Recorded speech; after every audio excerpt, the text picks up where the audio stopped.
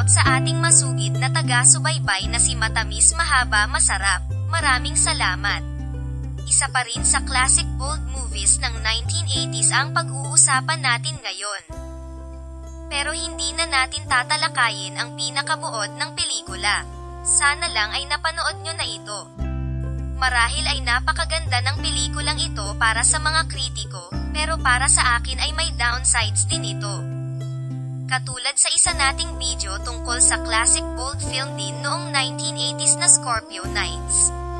Parehas din nakalupitan sa hayop ang tinukoy ko na downside, pusa naman doon ang nabiktima. Hindi nga maganda ang intro nitong pelikulang ito na Silip, na may English title na Daughters of Eve, dahil kakatayin dito ni Simon ang isang kalabaw. Si Simon ang bidang lalaki dito na ginampanan ni Mark Joseph. Parang tutorial rito ang nangyari dahil halos ipinakita step by step kung paano katayin ang kawawang kalabaw.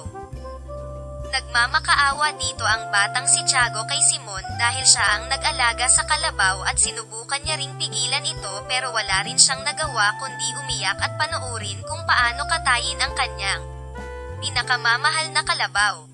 Pero dahil sa totoong buhay ay hindi naman matedero ng kalabaw si Simon. Nakapitong pukpok o baka higit pa, bago niya napuruhan ang hayop.